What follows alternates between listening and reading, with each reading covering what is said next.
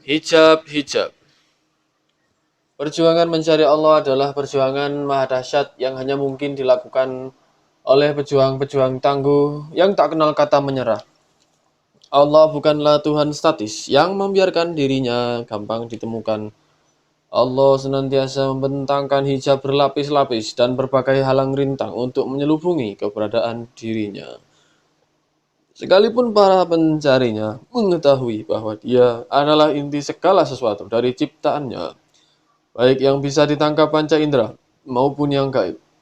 Untuk menemukannya bukanlah persoalan sederhana. Abdul Jalil pun tetap menghadapi misteri tak terpecahkan tentang dia.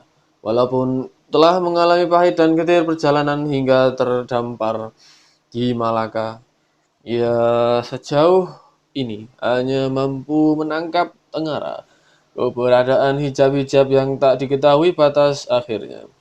Bahkan hijab-hijab itu pun baru disadarinya ada setelah melampaui berbagai pengalaman ruhani. Setiap hijab gaib itu tersingkap, ia merasa beroleh pencerahan baru, bagai ular keluar dari kelongsong kulitnya. Seingatnya, kesadaran tentang misteri hijab-hijab itu terjadi setelah ia mengenal Aryo Abdillah, sekalipun tidak lebih dari 7 bulan. Aryo Abdillah telah mengenalkan ungkapan-ungkapan sekaligus bukti-bukti tentang hijab-hijab misterius yang menyelubungi rahasia ilahi. Melalui perenungan mendalam, ia akhirnya mampu menangkap keberadaan rahasia hijab ilahi dalam ungkapan metaforik, yakni dengan iktibar 7 samudera, 7 gunung, 7 lembah, 7 jurang, 7 gurun, 7 rimba, dan 7 benteng. Sekalipun terdengar begitu dahsyat dan secara akal sulit dilampaui manusia, ungkapan itu lebih ditujukan pada gambaran suasana ruhaniah diri manusia. Sehingga ungkapan itu tidak perlu direnung-renungkan, dipikir serta dikaji dengan nalar. Maksudnya, ungkapan metaforik tentang 7 samudera, 7 gunung, 7 lembah, 7 jurang, 7 gurun, 7 rimba, dan 7 benteng itu adalah gambaran dari citra diri yang bersifat ruhani. Dengan demikian, perjuangan menyingkap hijab-hijab itu bukanlah dalam makna harfiah. Ungkapan menyeberangi 7 samudera, misalnya, bukanlah menyeberangi samudera dalam makna konkret, melainkan melintasi 7 samudera ruhani yang ada di dalam diri manusia. Ia menyadari bahwa perjuangan berat dalam upaya mencarinya adalah melintasi samudera gunung, lembah, jurang, gurun, rimba, dan benteng yang ada dalam diri sendiri. Sebab sesungguhnya itulah lapisan hijab-hijab yang menyelubungi dia, bertolak dari pengalaman ruhani dan perenungan yang telah dilakukannya. Ia memahami benar sabda Nabi Muhammad kepada para sahabat ketika kembali dari perang Badar. Kita baru kembali dari perang kecil untuk menuju perang besar, yakni perang melawan nafsu. Berbagai pengalaman pahit dan getir yang ia lampaui telah mengajarkannya bahwa melawan kehendak nafsu adalah perjuangan paling dahsyat, baik yang ia lihat pada orang-orang yang pernah dikenalnya maupun pada dirinya sendiri. Orang-orang seperti Syekh Abu Al-Mahjubin dan anak-anaknya misalnya adalah gambaran bahwa dari hidup terkucil di pulau keakuan yang gersang tanpa mata air dan pepohonan. Mereka adalah gambaran dari orang-orang yang bukan saja tidak mempunyai keinginan melintasi, melainkan juga sangat ketakutan ketika mendengar keberadaan 7 samudera, 7 gurun, 7 gunung, 7 lembah, 7 jurang, 7 rimba, dan 7 benteng. Ia sadar tidak semua orang berani menanggung akibat dari usaha melintasi 7 hijab itu. Namun, sebagai orang yang sudah bertekad bulat mencari dia, maka tantangan dan rintangan seberat apapun akan dilintasinya dengan berbagai risiko, termasuk kehilangan nyawa. Menurut pengalamannya, tantangan awal yang paling berat dan susah adalah melintasi 7 lembah kasal yang berhawa sejuk, ditumbuhi rumput hijau, taman-taman bunga, pohon gamonyan, dan gaharu yang menebar wangi sungai, danau, dan burung aneka warna yang merdu bernyanyi. Di lembah ini, Para pencari lebih suka mendenggelamkan diri dalam kemalasan naluri kemanusiaannya daripada bersusah-susah beribadah kepadanya. Tantangan kedua yang tak kalah dahsyat adalah 7 jurang futur yang menganga siap menelan siapa saja yang jatuh ke dalamnya. Siapapun yang melihat ke dasar jurang yang seperti tanpa dasar itu lazimnya akan menjadi lemah pendirian dan runtuh tekadnya untuk meneruskan perjalanan. Bagi para pencari yang masih kuat terpengaruh kehidupan duniawi, 7 jurang futur itu sangatlah menakutkan sehingga mereka lebih suka tidak melanjutkan perjalanan daripada melintasinya dengan resiko tak pernah kembali. Kebimbang raguan selalu mencekam siapa saja yang mencarinya ketika harus melewati 7 jurang ini. Tantangan ketiga yang juga dahsyat dan butuh perjuangan khusus adalah 7 gurun malal, berupa hamparan pasir dan bebatuan yang membosankan. Di tengah perjalanan para pencari sering dirayapi rasa bosan. Mereka enggan melanjutkan perjalanan, padahal tujuan masih jauh. Mereka enggan melanjutkan perjalanan padahal tujuan masih jauh. Tidak sedikit yang kemudian menggerutu, "Saya sudah berjalan sangat jauh dan mengulang-ulang ibadah yang itu-itu juga, namun tujuan saya tetap tak tercapai." Tantangan keempat yang luar biasa sulit dilampaui adalah 7 gunung riak yang sering menggelincirkan para pencari yang berusaha mendakinya. Para pencari yang mendaki Gunung Riak dengan puncaknya yang tinggi dan selalu diselimuti awan itu cenderung memamerkan kemampuan mereka. Di atas puncak Gunung Riak, para pencari biasanya lupa pada apa yang mereka cari. Mereka terjebak pada kebanggaan dan memamerkan kemampuan, kehebatan, kegagahan, dan keberanian diri sendiri. Bahkan tak kurang banyak yang terperangkap pada pamrih, sehingga tujuan mereka tidak lagi menuju Allah, tetapi ke surga yang lain dari Allah. Tantangan kelima yang sulit ditembus adalah 7 rimba sum'ah yang berisi raungan serigala, auman harimau, kicau burung, lenguh banteng, dan bunyi batang bambu yang berderak ditiup angin. Di rimba ini, para pencari sering meniru perilaku hewan yang gemar memperdengarkan suaranya. Para pencari suka menceritakan berbagai amaliah ibadah yang mereka lakukan, dengan tujuan agar orang menyanjung dan memuji mereka. Bahkan, sering terjadi para pencari benar-benar terperangkap pada suasana rimba raya sehingga mereka menjelma hewan yang suka mengaum, melenguh, melolong, dan berkicau untuk memamerkan kehebatan diri. Tantangan keenam yang sulit diseberangi adalah 7 samudera ujub yang bergelombang dahsyat dengan ombak menggemuruh menerpa pantai dan batu karang.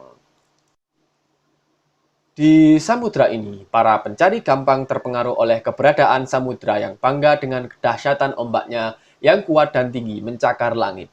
Di dalam hati mereka muncul kebanggaan dan puji-puji terhadap diri sendiri karena mereka amalnya telah banyak. Mereka tak pernah menduga bahwa saat rasa bangga diri bagai samudera itu mencuat, maka yang terjadi adalah makna perjuangan ibadah mereka hilang ibarat buih ombak di hamparan pasir pantai. Tantangan ketujuh yang sulit ditaklukkan adalah 7 benteng Hajbun yang berdinding tinggi dengan tembok kokoh berukir dan berhiasan indah. Benteng-benteng itu dihuni oleh warga yang hidup dalam kemakmuran dan kelimpahan rezeki. Para pencari yang melintasi ke-7 benteng ini biasanya terpesona oleh keindahan arsitektur dan kemakmuran para penghuninya. Para pencari yang terpesona ini tak jarang terjebak mengaku bahwa benteng-benteng itu adalah miliknya dan merekalah yang membangunnya. Para pencari yang demikian tak menyadari bahwa saat mereka mengakui keindahan amaliah ibadahnya, maka saat itu pula benteng-benteng itu menjadi pasir yang luruh tertiup angin. Walaupun telah melalui berbagai pengalaman, Abdul Jalil belum berani memberikan penilaian terhadap perjuangannya selama ini dalam melintasi 7 samudera, gunung, lembah, jurang, gurun, rimba, dan benteng yang terhambar di dalam dirinya. Ia merasa betapa hingga saat ini masih harus bergulat seru untuk menaklukkan keakuan yang terus membayangi semua gerak hidupnya, terutama saat bersinggungan dengan orang lain. Ia masih sering jengkel dan marah kepada diri sendiri karena tanpa sadar ia acap kali terperosok ke rimba sum'ah. menceritakan segala amalia ibadah yang telah dilakukannya dengan secuil maksud agar dirinya dipuji. Dengan menumpang kapal dagang milik saudagar keturunan Arab Melayu bernama Ahmad Mubasyarah At-Tawallud, Abdul Jalil pergi menuju kota pelabuhan Basrah untuk kemudian melanjutkan perjalanan ke Baghdad. Menurut pembicaraan sejumlah orang yang dikenalnya di Malaka, ia beroleh kabar bahwa di Basrah dan Baghdad terdapat banyak ulama masyhur yang memiliki kedalaman ilmu ruhani. Bahkan di antaranya terdapat wali-wali keramat. Berangkat dari kehausan akan ilmu-ilmu yang berkaitan dengan jalan mencari Tuhan, maka ia akhirnya memutuskan untuk meninggalkan Malaka. Ahmad Mubasyarah At-Tawallud adalah laki-laki gagah berusia sekitar 45 tahun. Kulitnya coklat kemerahan, hidungnya mancung, kumisnya lebat, sekepal janggut dibiarkan menggantung di dagunya. Matanya yang lebar dan bening, mengesankan bahwa dia orang yang polos dan cerdas. Dia selalu tersenyum kepada siapa saja yang diajaknya berbicara. Sejak pertama kali berkenalan dengan Abdul Jalil, Ahmad At-Tawallud sudah menaruh simpati. Dia yang sudah memiliki pengalaman puluhan tahun sebagai saudagar, menangkap semacam kepolosan dan kejujuran bahkan kenaifan Abdul Jalil dalam berniaga. Itu sebabnya di sela-sela waktu senggangnya berniaga, dia menyempatkan diri berbincang-bincang tentang berbagai hal dengan Abdul Jalil. Lantaran itu mereka berdua menjadi akrab. Dari berbagai perbincangan dan tukar pendapat, terutama yang berkaitan dengan masalah agama, Ahmad At-Tawallud merasa tertarik dengan pandangan-pandangan Abdul Jalil yang sering dianggapnya aneh dan sulit dipahami. Namun dia yakin bahwa Abdul Jalil adalah orang yang tulus dan pantang menyerah. Itu sebabnya dia berharap Abdul Jalil akan beroleh cakrawala baru setibanya di Basrah dan Baghdad. Di sepanjang perjalanan, Abdul Jalil berbincang tentang perniagaan, saudagar-saudagar nakal, pelabuhan-pelabuhan besar, agama, ulama-ulama besar di Basra dan Baghdad, bahkan tentang hal-hal yang bersifat pribadi seperti nama diri. Abdul Jalil mengaku sejak awal perkenalan ia sudah sangat tertarik dengan nama Ahmad Mubasyarah At-Tawallud. Nama itu menurutnya seperti tidak lazim digunakan orang. Selama ini saya merasa tidak pantas menanyakan soal nama Tuhan. Namun sekarang saya beranikan diri karena tidak dapat lagi menahan rasa ingin tahu saya. Ahmad At-Tawallud sambil tersenyum menjelaskan bahwa nama itu pemberian kakeknya Syekh Ahmad Tauhid Al-Af'al bin Abdul Mubti Al-Baghdadi, yang lazim disebut Syekh Abdul Mubti Al-Baghdadi. Kakeknya merupakan guru rohani yang tinggal di pinggiran kota Baghdad. Sekalipun bukan ulama termasyhur, ia memiliki cukup banyak pengikut sampai sekarang, maka beliau masih banyak yang menziarahi. Nama beliau Ahmad Tauhid Al-Af'al Abdul Mubti Al-Baghdadi. Kata Abdul Jalil penasaran. Aneh juga kedengarannya. Namun rasanya nama kakek Tuan berkaitan dengan nama Tuan. Benarlah apa yang Tuan katakan itu? Kata Ahmad At-Tawallud. Nama saya memang berkaitan dengan nama kakek saya. Sepekan sebelum ia wafat, saat usia saya 40 tahun, ia menjelaskan arti nama saya sekaligus kaitannya dengan namanya. Apakah nama Tuan dan nama kakek Tuan berkaitan dengan pengesaan Allah, Tauhid? Tepat begitu, Tuan Abdul Jalil. Menurut kakek nama, beliau mengandung makna keesaan af'al Allah. Maksudnya, segala sesuatu yang terjadi di alam semesta ini pada hakikatnya adalah af'al atau perbuatan Allah. Berbagai hal yang dinilai baik maupun buruk pada hakikatnya adalah dari Allah. Jadi, keliru dan sesat pandangan yang mengatakan bahwa yang baik dari Allah dan yang buruk dari selain Allah, jelasnya. Makna keesaan af'al Allah pada nama kakek dijabarkan di dalam namaku, yakni Mubasyarah atau terpadu, dan At-Tawallud terlahir. Lanjutnya, maknanya af'al Allah harus dipahami dari dalam dan dari luar diri. Saat manusia menggoreskan pena, misalnya Disitulah terjadi perpaduan dua kemampuan kodrati yang dipancarkan oleh Allah kepada makhluknya, yakni kemampuan kodrati gerak tangan dan kemampuan kodrati gerak pena. Disitulah berlaku dalil wa Allahu khalaqakum wa ma ta'malun yang bermakna Allah yang menciptakan engkau dan segala apa yang engkau perbuat. Quran surat As-Saffat 96. Inilah makna mubasyarah. Sedangkan at-tawallud adalah perbuatan yang terlahir. Semisal saya melempar batu, batu yang terlempar di tangan saya adalah berdasar kemampuan kodrati gerak tangan saya. Disitulah berlaku dalil wa ma ramaita idh ramaita walakinnallaha rama yang bermakna bukanlah engkau yang melempar, melainkan Allah juga yang melempar ketika engkau melempar. Quran surat Al-Anfal ayat 17. Itulah yang dinamakan at-tawallud. Namun baik mubasyarah maupun at-tawallud pada hakikatnya adalah satu, yakni af'al Allah, di mana berlaku dalil la haula wa la quwwata illa billahil aliyyil azim.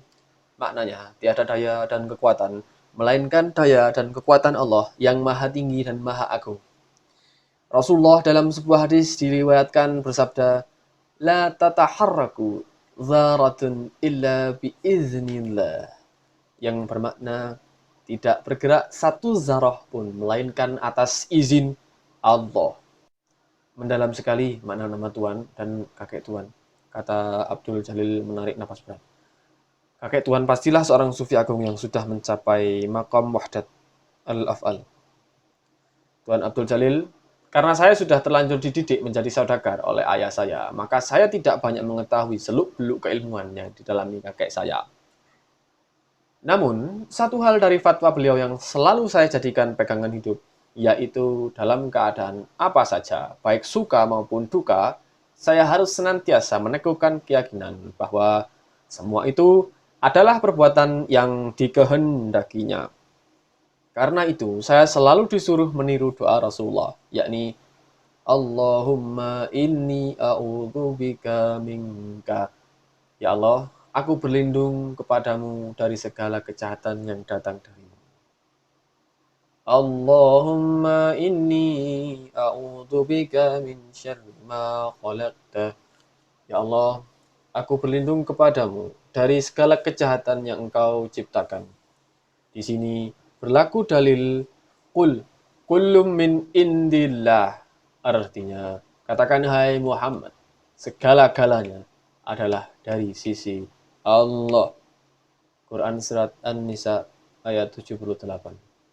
Perbincangan dengan Ahmad At-Tawallud telah menambah cakrawala baru bagi pemahaman Abdul Jalil terhadap keesaan af'al Allah. Perasaan dan akal budinya menerima secara utuh kebenaran yang terungkap dari perbincangan itu, yakni setiap gerak dari segala peristiwa yang tergelar di alam semesta, baik yang terlihat maupun yang tidak terlihat, pada hakikatnya adalah af'al Allah. Namun, jauh di kedalaman jiwanya masih terlintas hasrat untuk mengetahui sekaligus merasakan secara nyata bagaimanakah af'al Allah berlangsung. Langit hitam dipenuhi sejuta bintang bertaburan laksana permata ketika Abdul Jalil duduk di anjungan mendengarkan debur ombak menghantam lambung kapal dan desau angin menerpa layar. Ia merenungkan berbagai hal sehubungan dengan perbincangannya bersama Ahmad At-Tawallud. Bagaikan ular keluar dari kelongsong kulitnya, demikianlah ia mengalami kesadaran baru menguak hijab gaib ilahi dalam kaitan dengan nama-nama. Entah bagaimana awalnya, tiba-tiba saja Abdul Jalil merasakan kesadaran baru menyingsing dari cakrawala jiwanya. Saat merenungkan keberadaan langit, bintang, gemintang, laut, kapal, layar, perbincangan dengan Ahmad At-Tawallud, Bandar Malaka, Palembang, Caruban, Pakuan, orang-orang yang dikenalnya, dan dirinya sendiri. Ia menangkap makna bahwa segala apa yang telah dilihat dan dikenalnya selama ini, pada hakikatnya adalah tidak ada. Semua yang mewujud menjadi ada karena memiliki nama, dan nama-nama itu sendiri jika dicari akarnya justru tidak ada. nama-nama ada karena disepakati ada. Tentang Nagari Galuh misalnya, jika dicari benar di manakah tempat yang bernama Galuh, pastilah tidak ada. Yang ada hanyalah kumpulan desa dan kota seperti Caruban, Pasambangan, Babatan Giri, Amparan Jati, Kawali, Raja Galuh, Palimanan, Sindang Laut, Tegal Alang-alang, Gegesik, dan Talaga. Desa-desa dan kota-kota itu pun jika dicari letak pastinya juga tidak akan ada. Yang ada hanyalah kumpulan rumah, bangunan, pasar, kedai perniagaan. Begitu juga dengan rumah, bangunan, pasar, dan kedai sesungguhnya hanya nama karena yang disebut rumah, bangunan, pasar, dan kedai adalah kumpulan dari bagian yang disebut pintu, jendela, kusen, atap, genteng, usuk, dan reng. Ia merenungkan pula tentang keberadaan kapal yang ditumpanginya. Ternyata ia tidak menemukan satupun tempat di kapal itu yang bernama kapal. Kapal menjadi ada karena ia terdiri atas bagian-bagian, yakni lambung, geladak, tiang, layar, anjungan, kemudi jangkar, dan tali. Layar pun jika direnungkan ternyata tidak ada. Layar ada karena sebutan. Sejatinya layar ada karena terbentuk dari tiang, kain, dan tali temali. Kain layar pun hakikatnya tidak ada, yang ada adalah jalinan benang. Benang pun kalau diurai adalah kumpulan serat. Ia kemudian merenungkan keberadaan dirinya seorang manusia yang disebut dengan nama Abdul Jalil. Di manakah Abdul Jalil yang sejati bersemayam? Fakta menunjukkan bahwa yang ada pada tubuh fisiknya tidak ada yang bernama Abdul Jalil. Yang ada adalah kumpulan dari tangan, kaki, kepala, dada, perut, bahu, dan pinggang. Kepala pun pada hakikatnya tidak ada. Karena yang ada adalah bagian-bagian dari kepala yang disebut kening, telinga, mata, mulut, hidung, dagu, rahang, gigi, rambut, alis, kumis, janggut, dan sebagainya. Lalu, di bagian tubuh manakah Abdul Jalil berada? Demikianlah menurut perenungannya bahwa segala sesuatu yang terkenal di alam semesta ini pada dasarnya hanya nama-nama yang disepakati keberadaannya. Meski hakikat sejatinya nama-nama itu ada karena disepakati ada. Tiba-tiba ia teringat ucapan Aryo Abdillah yang selama ini masih sulit dipahaminya. Jika engkau melihat dengan matamu dan kemudian engkau melihat dengan mata hatimu, maka segala nama apapun juga pada hakikatnya akan kembali kepada sumbernya yang satu, yakni dia yang wujud dari segala yang maujud. Dia inti dari segala nama. Mengingat ucapan Aryo Abdillah, ada kilatan di kalbu yang langsung menyambar benaknya. Kilatan itu adalah kilasan gambaran dari munculnya nama Az-Zahir dari wujud. Abdul Jalil tersentak. Apakah segala sesuatu yang terkenal di alam semesta yang dapat dilihat dengan mata indriawi adalah pengejauhan tahan dari Az-Zahir? Jika memang demikian adanya, berarti di balik segala yang maujud, yang zahir ini mesti ada yang batin. Dan al-batin adalah nama Allah juga. Saat ia tengah membolak-balik mengaitkan, menghubungkan, dan menjalin makna az-zahir dan al-batin untuk memahami keberadaan yang maujud dan yang wujud. Ia dikejutkan oleh kehadiran Ahmad At-Tawallud yang sudah berada di belakangnya sambil terbatuk-batuk. Tanpa hujan, tanpa angin, dia berkata, "Dulu waktu saya menikmati keinginan malam dengan taburan bintang laksana permata, kakek mengingatkan agar saya tidak terjebak ke dalam pesona yang maujud. Ia saat itu meminta saya agar selalu mengingat-ingat dan memahami firman-Nya. Fa'in fa'ainama tuwallu fassamma wajhullah. Quran Surat Al-Baqarah 15. Namun sampai sekarang saya tetap belum bisa memahami maksudnya. Mendengar ucapan Ahmad At-Tawallud, Abdul Jalil merasa hijab yang menyelubungi kesadarannya tersingkap lebar. Ia menangkap kebenaran di dalam Az-Zahir dan Al-Batin. Dalam kaitan dengan keberadaan segala ciptaan, dia adalah segala kenyataan dari segala sesuatu yang tersembunyi. Dan bersama itu pula, rasa ingin tahunya tentang Syekh Abdul Mubti Al-Baghdadi semakin kuat. Apakah kakek tuan mencatat pelajaran-pelajaran ruhani yang diberikannya? Ataukah beliau memiliki murid-murid pengganti? Ia ada mencatat beberapa ajaran yang tidak saya mengerti, kata Ahmad At-Tawalud. Namun, sejumlah buku tulisan para sufi termasyhur yang dimiliki kakek sampai sekarang masih saya simpan dengan baik. Soal murid-murid kakek, satu pun saya tidak ada yang simpati. Mereka saling berebut jabatan mursyid. Mereka saling mengaku bahwa mereka lah pewaris ruhani kakek. Tapi saya tahu persis, hati mereka jahat dan pikiran mereka penuh pamrih duniawi. Jika Tuhan berkenan, saya ingin sekali mempelajari kitab-kitab peninggalan kakek Tuhan. Saya yakin kitab-kitab itu adalah khazanah perbendaraan yang tak ternilai. Abdul Jalil mohon. Tapi Tuan Abdul Jalil, kitab-kitab itu adalah kitab-kitab besar yang tidak sembarangan orang bisa mempelajarinya. Apakah Tuan bisa membaca dan memahami isinya? Saya sendiri setelah membuka beberapa bagian sudah merasa tidak sanggup melanjutkan. Tuan, kata Abdul Jalil tersenyum. Sekalipun Tuan mengenal saya sebagai saudagar, perlu Tuan ketahui bahwa sejak kecil saya dididik di Padepokan Kiri Amparan Jati, di bawah asuhan kakek sepupu saya, Syekh Datuk Kahfi. Saya sudah menguasai nahwu, sorof, dan balaghah. Saya juga sudah paham tentang ilmu tafsir mustalah al-hadis, usul fikih, dan mantik. Insya Allah, saya akan mampu mempelajari kitab-kitab peninggalan kakek Tuan. Jika demikian, silakan Tuan mempelajarinya. Saya senang jika ada yang bisa memanfaatkan kitab-kitab warisan kakek saya, terutama orang-orang seperti Tuan yang pandai menyembunyikan keahlian agama. Tuan terlalu memuji. Tidak, Tuan, sahut Ahmad At-Tawalud. Saya memang tidak menduga jika Tuan memiliki pengetahuan mendalam tentang agama. Selama ini, saya menganggap Tuan sebagai orang yang tidak paham tentang agama kita. Maafkan saya karena selama ini menilai Tuan sama seperti para saudagar dari negeri Tuan. Mereka masih mencampur adukkan kemuliaan Islam dengan pemujaan terhadap berhala. Ah, Tuan, belum mengenal orang-orang di negeri saya. Sekalipun banyak yang belum memeluk Islam, sebagian di antara rohaniwan, mereka memiliki pandangan ketauhidan yang sama dengan Islam, jelas Abdul Jalil. Itu yang saya belum tahu, kata Ahmad At-Tawalud heran. Karena itu, saya yakin dalam tempo tidak lama, mereka akan beramai-ramai memeluk agama Islam, kata Abdul Jalil.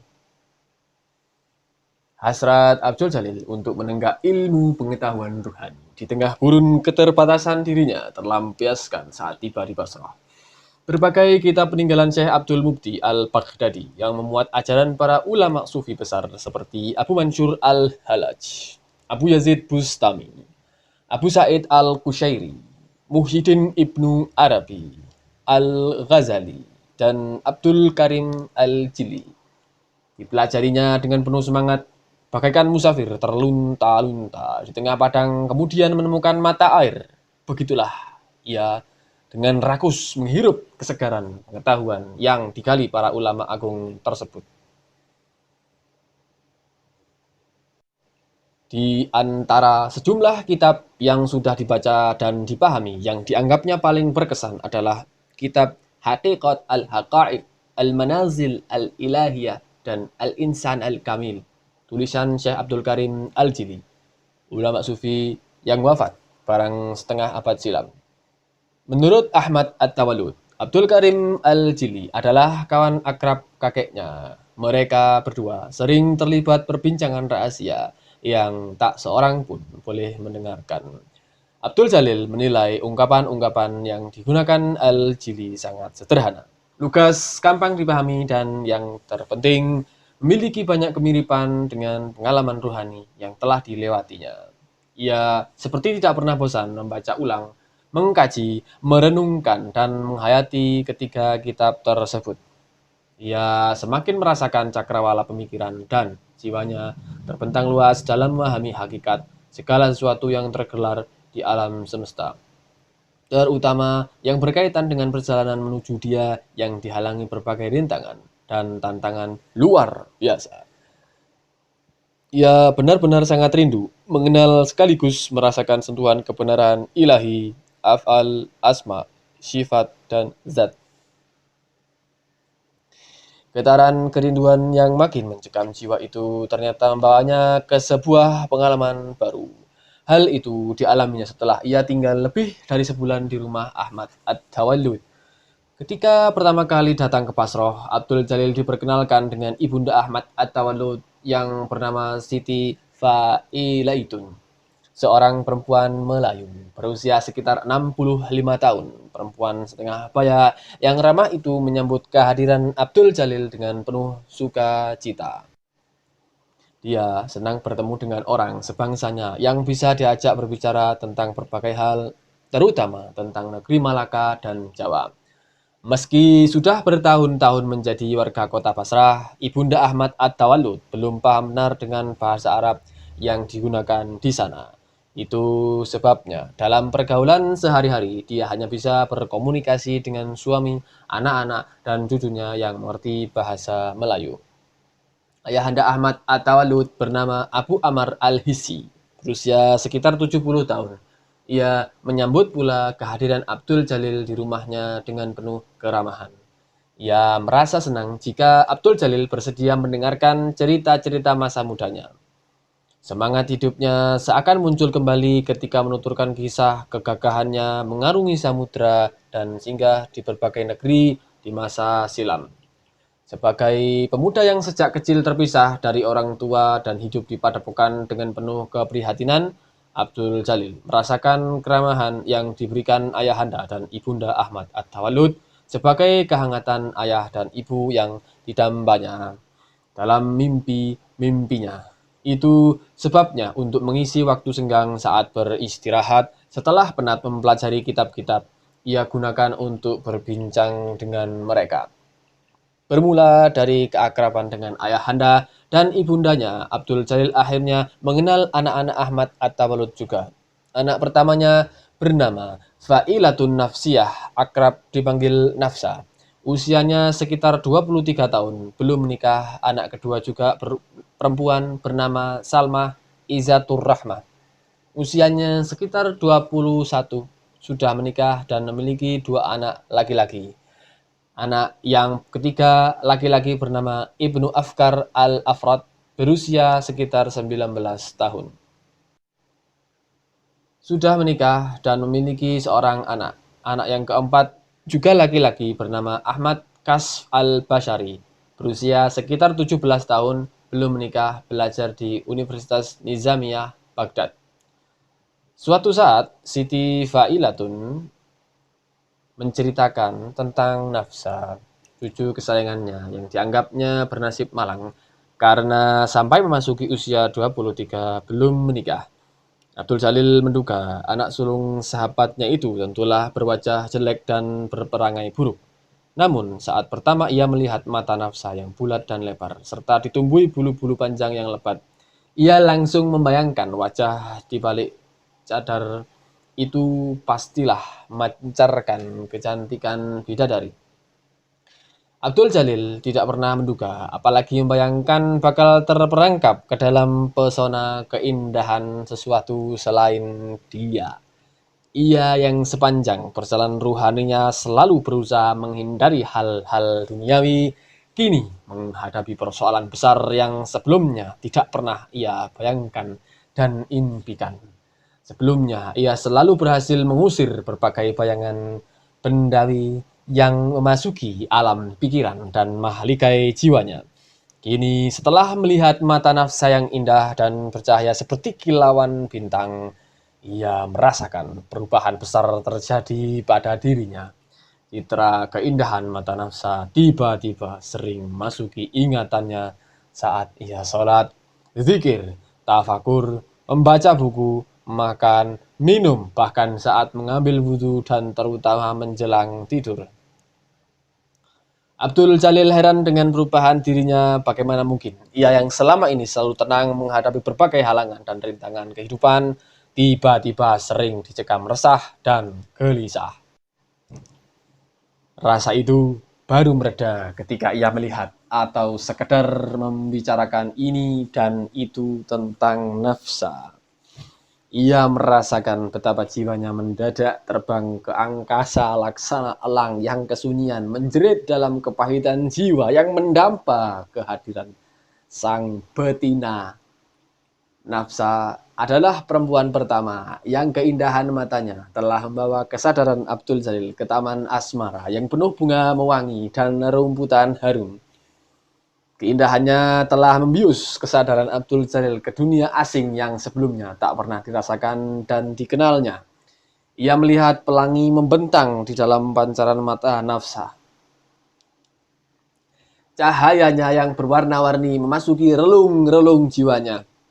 Sadar bahwa dirinya sedang terperangkap dalam pesona yang selain dia, Abdul Jalil berusaha menghapus citra nafsa dari pikiran dan perasaannya dengan berbagai cara. Pesona itu telah mengganggu perjalanan rohaninya. Namun, laksana matahari terbit dari ufuk timur setiap pagi. Begitulah citra keindahan nafsa terbit di fajar kehidupannya, menyinari kegelapan jiwa dan mengusir embun dingin dengan kehangatan cinta. Jiwanya tiba-tiba menjelma taman indah dengan kicau burung, dengung lebah, gemercik air sungai, desau angin, goyang bunga-bunga, dan harum rumputan.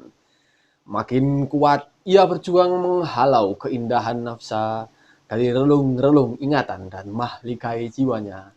Makin hanyut ia ke pusaran sungai, kerinduan yang bermuara ke samudera cinta.